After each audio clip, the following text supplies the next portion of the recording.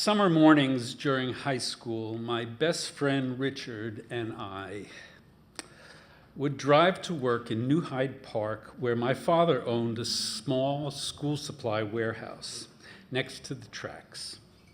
There we'd unload hot, rusted freight cars filled with heavy cartons of paper, then stack the cartons in the dark corners of the hot warehouse, pick and pack detailed orders of school supplies, and at the end of the day, our white t-shirts soaked in sweat and blackened with soot and rust, load trucks headed for schools all over Nassau County. It was hard work. Because we were teenagers, and no doubt because my father was the angry cigar-smoking boss, Richard and I would occasionally steal away from our jobs by hiding in private caves we had constructed while stacking the floor-to-ceiling cartons in the warehouse. During those stolen minutes against type, we didn't smoke cigarettes, didn't drink beer, didn't leer at playboys. Mostly we just leaned back and talked about nothing. Or didn't talk. Didn't matter. In that cave of cartons, it was just me and my pal, a boy much like me who had no expectations of who I was or who I might become in the unformed future. In that cave, I didn't have to pretend that I was someone other than a lazy, empty-headed, confused, horny, pimply-faced boy that I was. After work, I'd go home, shower, guzzle dinner like I was filling up at the mobile station, and drive off to my night job, moonlighting as a boyfriend to a girl named Judy. Far more emotionally and intellectually challenging, but no less physical. Our evenings usually led to hot and sweaty making out in parking lots and cul-de-sacs all over town. Then, after racing to get her home for curfew, I'd clock out.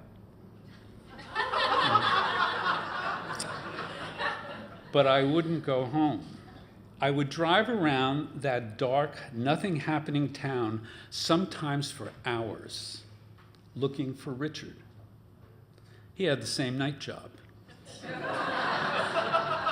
Different girlfriend. Empty-headed boys that we were, we never once arranged a time or place to meet after our dates. Instead, we drove through the cookie-cutter suburban neighborhood, up and down the service roads on either side of the LIE, radios blaring in synchronized distant stereo, until one of us would finally spot the other, and we'd pull off the road, one getting out of his car, sliding into the other, yanking the passenger door shut. Although it is hard to imagine now, when talk is at the heart of all intimate relationships, I can't remember ever having a serious conversation with Richard about anything.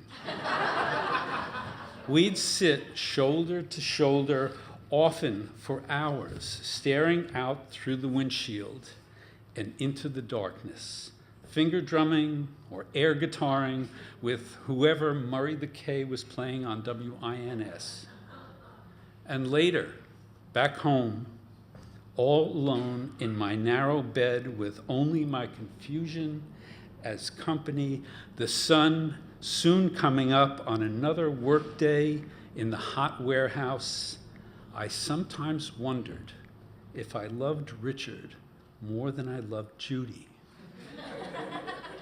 All things considered, it was a lot easier being with him than with her. Having a girlfriend was hard work, beyond the breathless pleasures of baring our sweet and sweaty bodies to each other. I had to talk. I had to figure out what made her happy. What made her sad? What made her angry? With Richard, there was no need to talk. There were no expectations, no sexual or romantic tensions, nothing to get right, nothing to go wrong. We just find each other in the warehouse cave or some hours later on some dark suburban lane. Lean back, and for a few unfettered, uncomplicated, unemployed minutes, we'd escape all that hot and sweaty summer labor. Thank you.